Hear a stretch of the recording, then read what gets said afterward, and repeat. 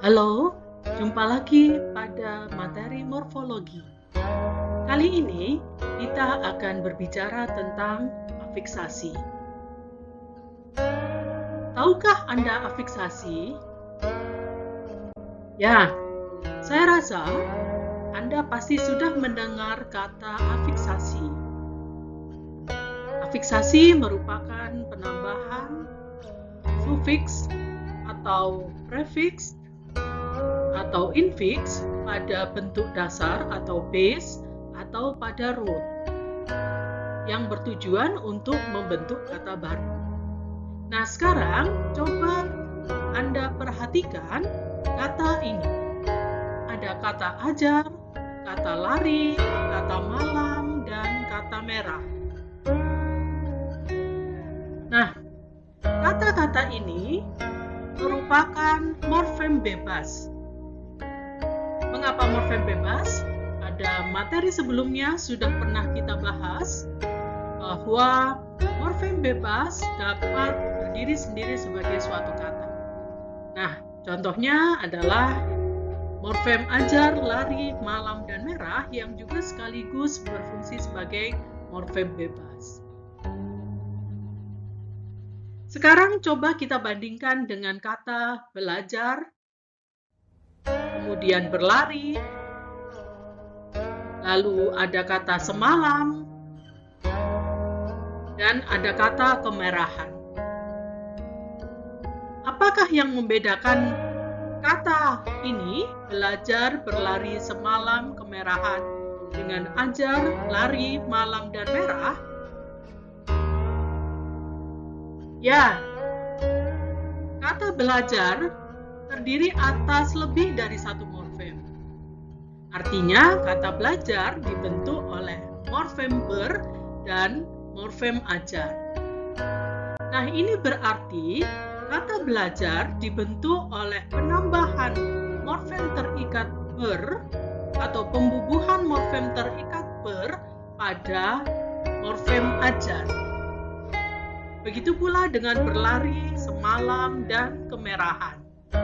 Nah, ini berarti dari pembubuhan itu, pembubuhan morfem terikat tersebut pada morfem ajar, morfem lari, morfem malam, dan morfem merah, terbentuklah kata baru, yaitu kata belajar, kata berlari, kata semalam, dan kata kemerahan. Sehingga dapat digambarkan semacam ini. Bel atau morfem ber, ajar, dibubuhkan pada ajar, morfem ber dibubuhkan pada lari, morfem se dibubuhkan pada malam, dan morfem kean dibubuhkan pada merah. Nah, proses pembubuhan inilah yang disebut dengan afiksasi. Ber, se, dan kean ini merupakan afiks atau afiks yang dibubuhkan pada morfem ajar, lari, malam, dan merah. Dengan demikian, apakah afiks itu? Ya, afiks melekat pada bagian utama sebuah kata, memiliki makna abstrak dan tidak dapat muncul dengan sendirinya. Dapat kita lihat bahwa bel, ber, se, dan kean ini melekat pada bagian utama sebuah kata, yaitu kata belajar, berarti bagian utamanya adalah ajar, kata berlari bagian utamanya lari, kata semalam bagian utamanya malam, dan kata kemerahan bagian utamanya adalah merah. Kemudian ciri yang kedua adalah memiliki makna abstrak. Dapat kita cermati juga bahwa bel, ber, se, dan kean, makna yang dimiliki oleh afiks ini sifatnya abstrak. Berbeda dengan lari, malam, merah, dan ajar yang kita sudah langsung bisa mengetahui secara jelas. Tetapi makna bel, ber, se, dan kean dapat diketahui ketika afiks itu sudah melekat pada bentuk dasarnya.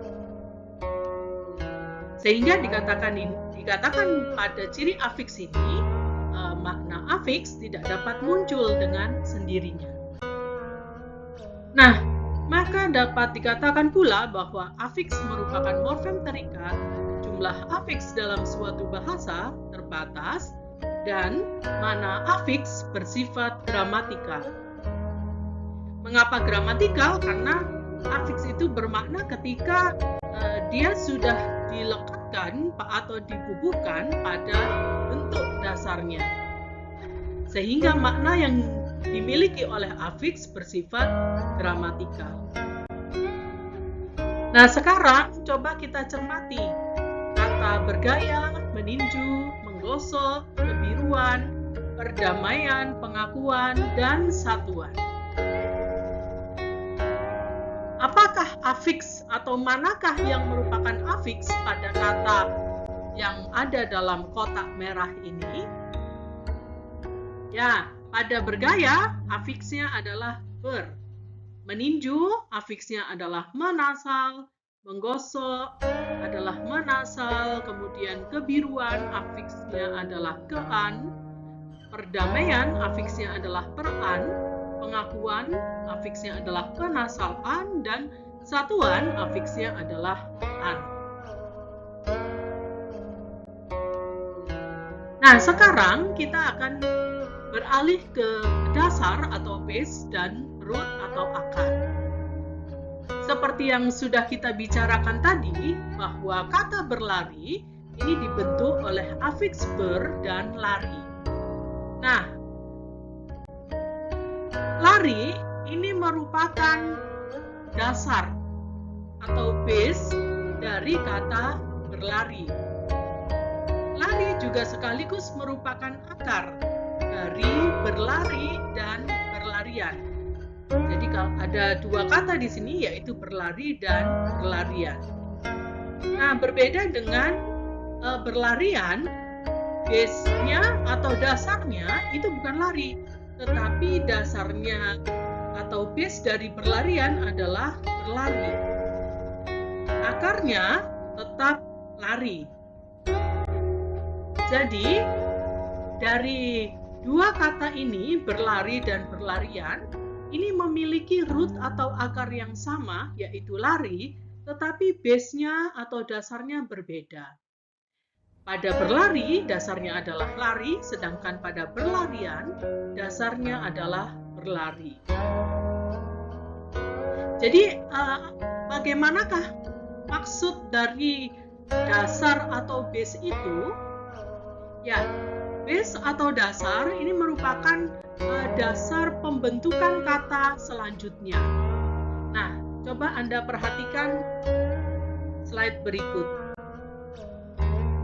Ini kalau kita cermati ya, kalau kita runut dari kata dari lari, kemudian berlari, berlarian, maka berlarian, kata berlarian tidak dibentuk dari beran lalu lari. Tetapi prosesnya adalah lari, kemudian diberi prefix ber, sehingga terbentuk kata berlari, kemudian menjadi berlarian. Maka lari ini merupakan base dari berlari, karena berlari dibentuk dari dasar lari, lalu berlarian ini dibentuk dari dasar berlari, sehingga berlari merupakan base dari atau dasar dari berlarian. Nah, yang merupakan akar adalah lari, baik untuk berlari dan berlarian. Dengan demikian, dapat kita ketahui bahwa akar atau root itu yang paling kecil, unit yang tidak bisa dibagi lagi dalam proses afiksasi ini. Sedangkan base ini merupakan dasar pembentukan kata berikutnya, gitu. Sehingga pada berlari dan berlarian rootnya sama, tetapi base-nya berbeda. Ya, demikian saudara. Dapat Anda pahami bukan? Jika belum, maka cermati lagi video ini dan selamat belajar.